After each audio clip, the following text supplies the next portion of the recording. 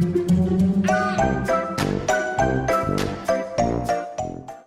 guys, Sandy here, and today I am super excited to be playing with some Brutus Monroe products.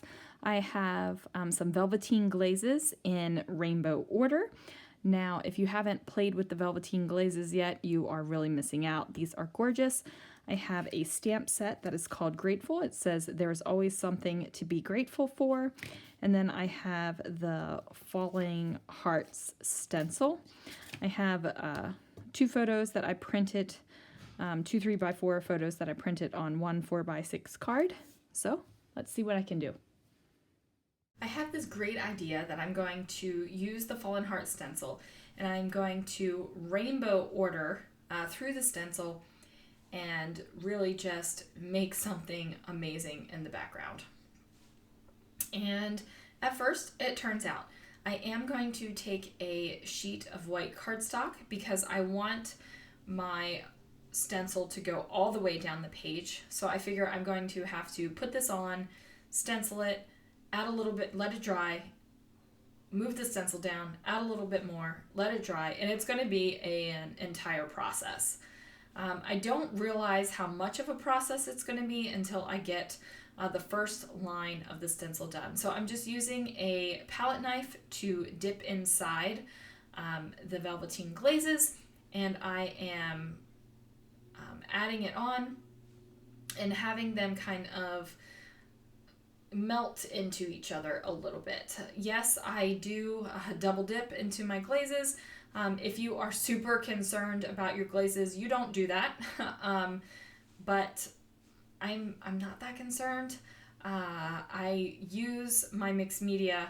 I use it like that's just the way it is. I use it, so it's going to be used, and if I get a little bit of cross-contamination with color, I'm okay with it.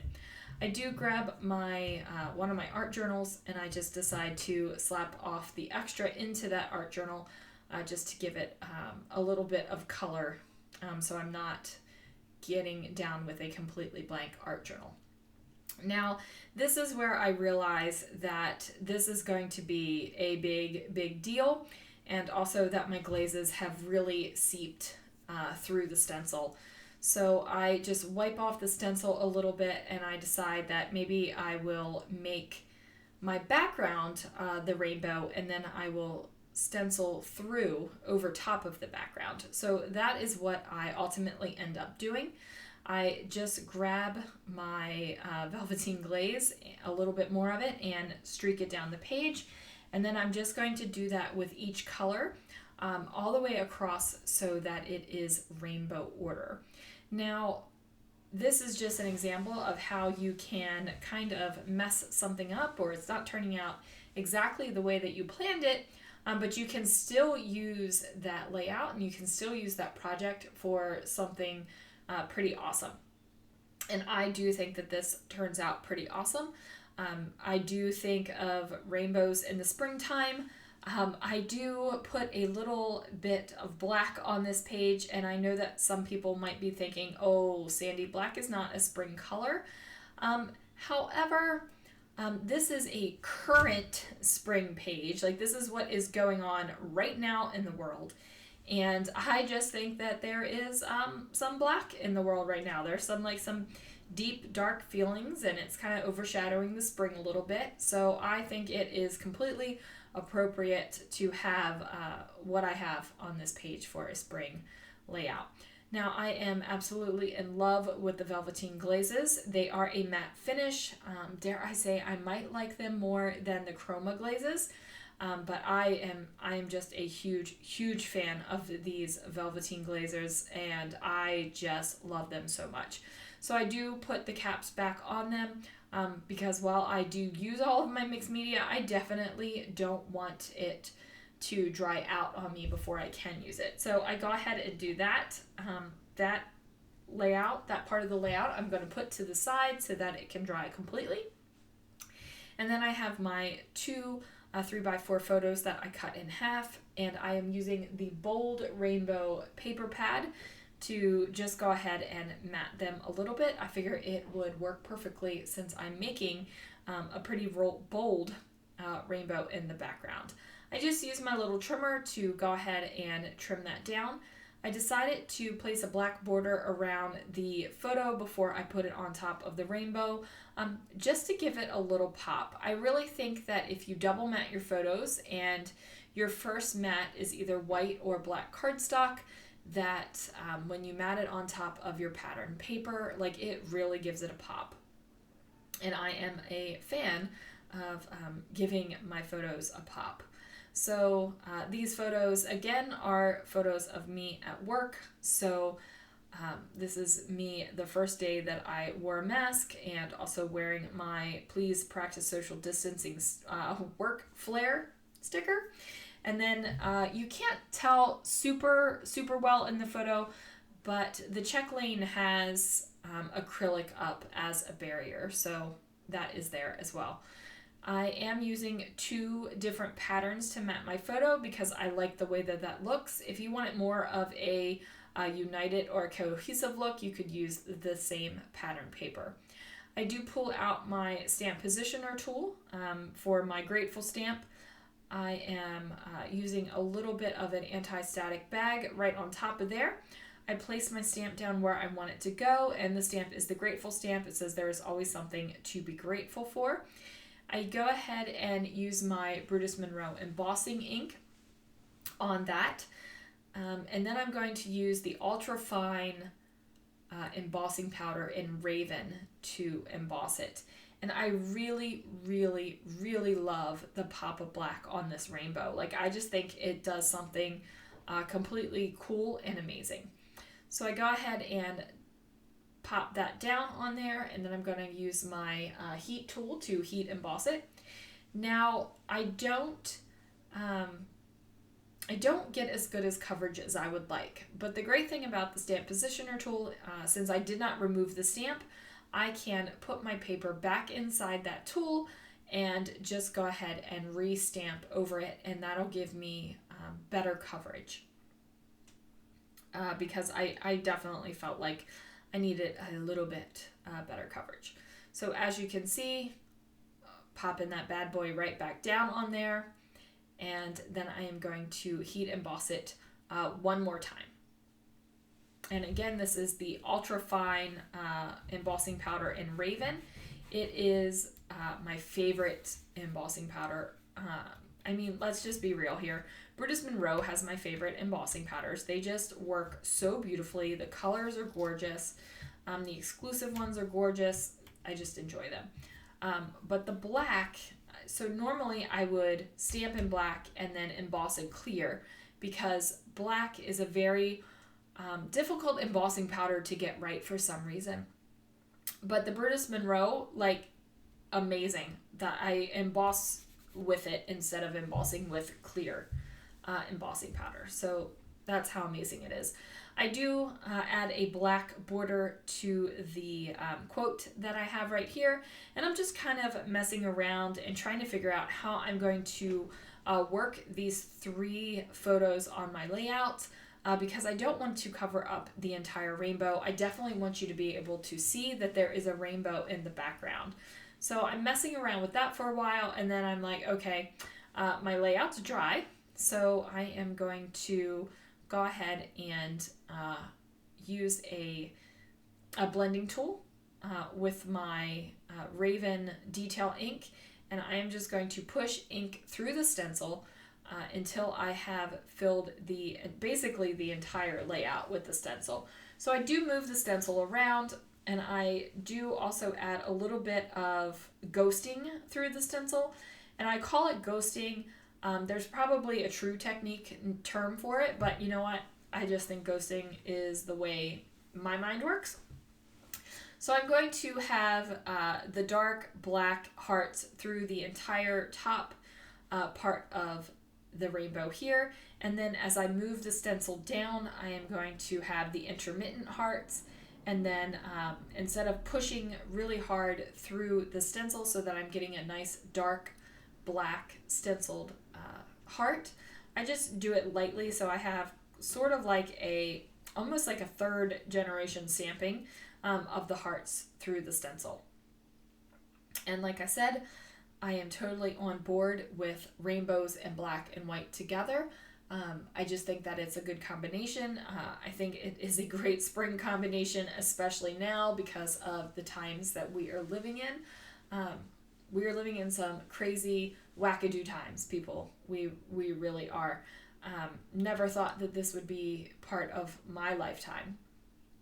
So I'm just taking care to line up the stencil so I am not going to have any kind of wonky lines. Now, of course, when I'm lining this up, I don't get it exactly perfectly right while I'm lining up through the entire page, but I am not one of those people that feels like the entire project has to be utter perfection. I'm one of those people where if I think it looks good, and I'm happy with it. Because it is art, and that sounds kind of full of myself calling my own work art, but you know what? It is. It's art, and it's a creative outlet, and it's a fun time, and it's a good memory, and it's just something to have done on the page that looks good and be happy with it. So as you can see, that is where I leave the stenciling. And then I'm using this double-sided sticky tape that I got when the big sale was going on. It was one of the free gifts. And man, you guys, this sticky tape is sticky. Like, it is intense tape.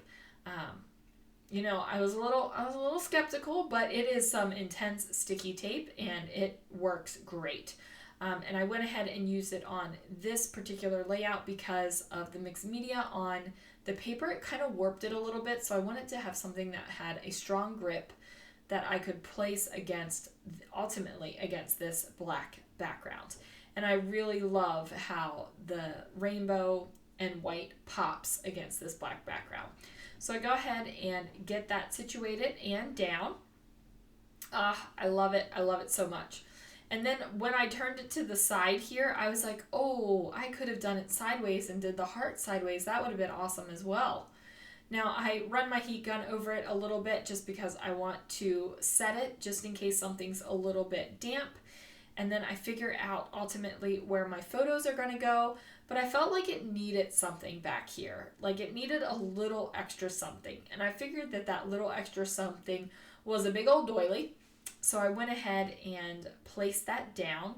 Now these are photos that are printed at home. So I had to be pretty certain that this was where I wanted them to be layered up. Because at home photos, it's kind of hard to pull adhesive stuff off of them without ruining them and having to reprint them. So I have this down. I am happy with it. I'm liking the way that it's looking. And I'm thinking, okay, what am I going to do? What am I going to title this? Where am I going to put my journaling? Like, these are things that I didn't really think of while I was making the layout. I was just enjoying the art process of it and not really thinking about the practical process of it. But don't worry, I figure that out as I go on. Now I decided I needed to add some more hearts to this layout because the bajillion and one hearts already on the layout weren't enough. But this time I am adding colorful hearts, and I am adding them with the colors that match up on the background. So I have some purple hearts, I have some blue ones, I have some green ones, and I have some yellow ones. And the purple one has a little bit of a shiny, shimmering splendid to it. It is called grape soda or grape fizz, one of those. I'm also using deep sea blue and lemon, and I don't remember what the green one is called off the top of my head. Hopefully I will bring down that embossing powder canister and then we can see it. But I just go ahead and stamp with the heart from the Botanical Banners stamp set. Now I told you guys I was obsessed with that stamp set, and I really am. Like, I just think it's gorgeous. The floral's gorgeous. The heart is sweet, and the sentiments are awesome. So I am kind of obsessed with it right now. And it seems that I am using it on just about every single layout lately, and that's okay because I love it. Now I am going to pop these embossed hearts onto some foam squares just to give it a little bit of lift off the page, and that's just to give it a little bit of dimension. There's already a bunch of texture on this page, but this just gives it a little bit more dimension. I went ahead and added some snarky word phrases that say good things come to those who shut their mouth and mind their business. And I feel like this is a slogan that I need right now at work because I got maniacs. Okay, I just got full of maniacs. So I decide I need a couple more hearts. So I decide to go ahead and emboss a little bit more. And this is quick and easy embossing, you guys. Super quick. I'm basically dipping my embossed image into the embossing powder pot and just embossing it up really quickly. So I put that down. I just need it to dry a second or cool off a second before I can fussy cut it. And I'm just using scissors. There's no die. It's quicker anyway. I probably would have used scissors even if I had a die to fix to match this heart because it's just quicker to use your scissors. So I get the hearts down and I'm liking this. I'm thinking that it's got a little bit of dimension. It's got a little bit of sass. It feels springy. And now I just need to add my journaling. So I grab my pen and the journaling reads, "It really is a tad crazy, ... The comments and opinions we hear at work regarding the coronavirus. Too bad the mask can't keep the comments from happening. I knew the world was full of maniacs. This proves it." So I've had some interesting conversations with people, and I mean interesting. I'm going to have a companion page to this where I journal some of those conversation and things that have happened. It didn't need to happen on this page because I could probably fill an entire 12 by 12 layout with journaling about what the maniacs have done or said to me at work. But yeah, so maniacs, you guys, absolute maniacs. All right, thank you so much for watching. Be sure to hit that subscribe button so you don't miss any videos. Ring the bell, that way you'll get notifications when new videos are posted. And I will see you guys again really soon for another video.